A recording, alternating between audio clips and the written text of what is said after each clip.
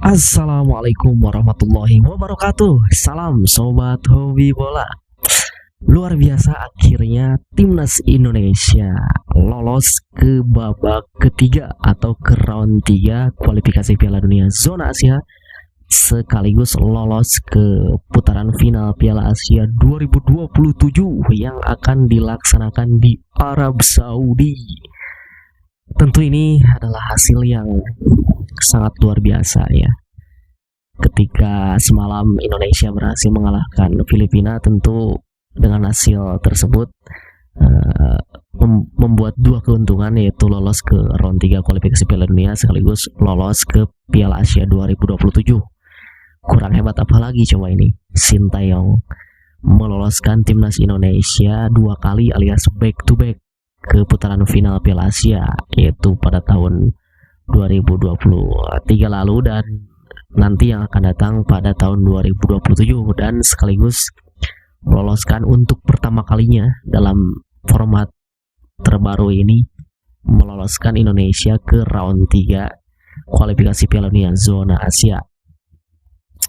Di pertandingan semalam Sintayong menerapkan beberapa perubahan ya. Tentu dengan skema yang sama, dengan pola yang sama, yaitu dengan formasi 3-4-3, masih sama dengan formasi yang sama. Tetapi ada beberapa perubahan. Di penjaga gawang masih Hernando Ari dipercaya sebagai kiper utama. Lalu di posisi back center 3 center back ini ada perubahan, yang sebelumnya ada Jordi Amat karena terkena kartu merah digantikan oleh Jai Ijis atau Bang Jai alias Bang Jayadi, yang didampingi oleh dua center back. Di sebelah kanan Rizky Ridho, lalu di sebelah kiri ada Justin Hubner. Lalu 4 di tengah, 2 pivot masih dipertahankan, El Profesor, Tom Hai, dan Nathan Cho. 2 wingback ada perubahan, Asnawi Mangkualam diturunkan di wingback kanan, dan di wingback kiri ada pemain baru diaspora kita, yaitu Calvin Verdong. Dan 3 penyerang masih dipertahankan, Marcelino Ferdinand, Ragnar Oraptun, dan Raphael Strik. Tentu di pertandingan semalam Indonesia langsung mengambil inisiatif serangan, dan ya sudah terlihat ya, Indonesia langsung pelan tapi pasti Indonesia langsung menguasai pertandingan dan mengurung pertahanan dari Vietnam ya. Ketika saya melihat, wah ini tinggal menunggu waktu saja gitu, dan ternyata benar, Indonesia akhirnya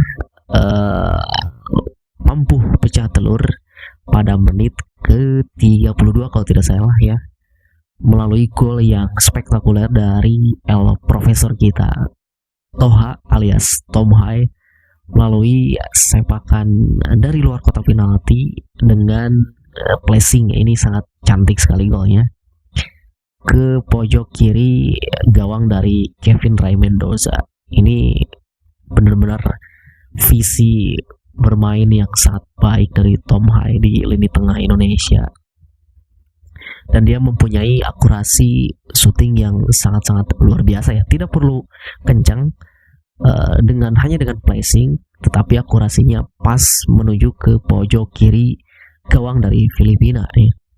Memang sebetulnya di babak pertama itu Indonesia mendapatkan beberapa peluang, banyak sekali peluang yang didapatkan Ragnar, Marcelino, Tom Hai, lalu ada Calvin Verdong juga hampir mencetak gol, tetapi ya itu penyelesaian akhir yang harus diasah lagi nanti, dan hanya bisa mencetak 1 gol di babak pertama. Nah, setelah mencetak 1 gol, Indonesia terus menggempur lebih semangat lagi, dan hanya bertahan hingga babak pertama.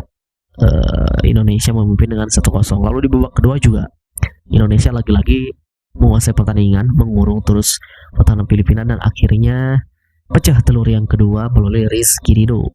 Ini adalah gol yang sangat cantik melalui skema tendangan bebas lengkungan dari Nathan Cho, disambut dengan sundulan dari Rizky Ridho yang membuat penjaga gawang Filipina Kevin Ray Mendoza ini terpana dengan gol indah dari Indonesia ini, sehingga dia tidak bisa mencegah bola masuk ke dalam gawangnya. Dan peluit panjang telah selesai Dengan hasil ini Indonesia dinyatakan lolos ke round 3 sekaligus lolos ke Piala Asia 2027. Nah, tentu ini ya banyak hal-hal yang menarik di pertandingan ini ya. Dengan debutnya Calvin Verdong ini sangat luar biasa ya, dia di sisi kiri. Seharusnya sih rata-rata kita kalau misalkan ada pemain yang debut itu kesulitan ya, tetapi memang Calvin Verdong ini ketika diberikan kepercayaan oleh Sintayong, lalu dia membuktikan di lapangan gitu. Walaupun memang ada adaptasi mengenai cuaca dan kelembaban ya di Indonesia gitu, yang biasanya dia bermain di Eropa dengan suhu yang rendah gitu, dan kelembaban udara yang tidak terlalu tinggi. Tetapi dia menunjukkan kualitasnya yang luar biasa gitu. Hingga babak kedua pun, hingga menit 60-an dia masih berlari maju mundur, penetrasi, terus staminanya ini luar biasa ya. Dia membantu serangan, membantu pertahanan juga. Wah, ini benar-benar banyak yang bilang netizen ini adalah Dani Carvajal versi kaki kiri. Ada juga yang bilang seperti Jordi Alba gitu. Tapi memang ya kualitasnya sangat-sangat bisa dibuktikan dari Calvin Verdong ini. Lalu El Profesor Tom Hai layak menjadi man of the match di pertandingan ini. Dengan kualitas dan kelasnya dia membuktikan bahwa memang dia layak untuk memimpin lini tengah di timnas Indonesia ini. Selain Calvin Verdong dan juga Tom Hai, hadirnya Jai Ijes juga memberikan kenyamanan, keamanan, dan ketenangan di lini pertahanan kita, dan tentu juga memberikan ketenangan bagi penjaga gawang Hernando Ari. Walaupun Hernando Ari sempat beberapa kali melakukan kesalahan ya, tetapi dia terus mensupport terus Hernando Ari agar mentalnya tidak jatuh, karena memang ya walaupun Hernando Ari sudah melupakan kejadian blunder waktu melawan Irak, tetapi mungkin dia juga masih benar-benar butuh waktu untuk bisa kembali ke peak performance-nya Hernando Ari. Makanya dengan hadirnya Jayes ini ada tambahan bantuan untuk terus meningkatkan kepercayaan di Hernando Ari, dan bukan hanya Hernando Ari tetapi rekan-rekan yang lainnya gitu. Begitupun dengan Rizky Ridho dan juga Justin Hammer. Jayes ini selalu membangun atau selalu berkomunikasi dengan rekan-rekannya di lini pertahanan agar terus bisa mengawal lini pertahanan Indonesia dari serangan-serangan Filipina, sehingga para pemain Filipina ini sulit menembus pertahanan dari Indonesia gitu. Jayes ini adalah seorang yang pintar membaca permainan. Dia tahu, dia pintar membaca ritmenya, kapan dia harus mengambil bola langsung, kapan dia harus sprint, kapan dia harus santai, kapan dia harus tackle, kapan dia harus membayang-bayangi. Itu benar-benar sangat-sangat kemampuan itu dimiliki di dalam diri seorang Jayes.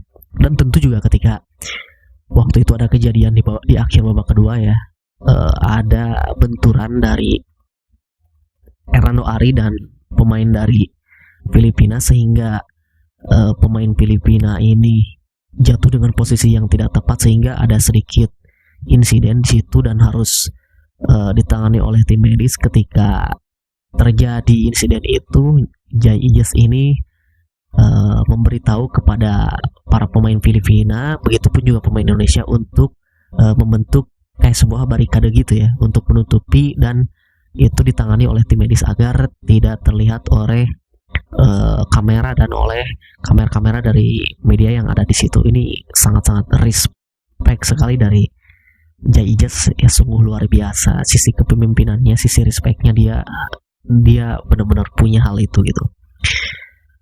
Dan dengan hasil ini Indonesia dipastikan satu-satunya wakil yang mewakili negara dari Asia Tenggara di round 3. Tentu ini bukan hal pertama ya, wakil Asia Tenggara di round 3 ini. Tentu sebelum-sebelumnya ada Thailand waktu Piala Dunia 2018, ada juga Vietnam pada saat kualifikasi Piala Dunia 2020, dan sekarang kualifikasi Piala Dunia 2026 giliran kita Indonesia mewakili Asia Tenggara untuk terus berjuang di round ketiga, sehingga nanti kita akan menantikan apakah memang peluang kita untuk lolos ke Piala Dunia ini sangat-sangat terbuka ya, tetapi walaupun itu peta persaingan pun di round 3 ini akan semakin ketat ya.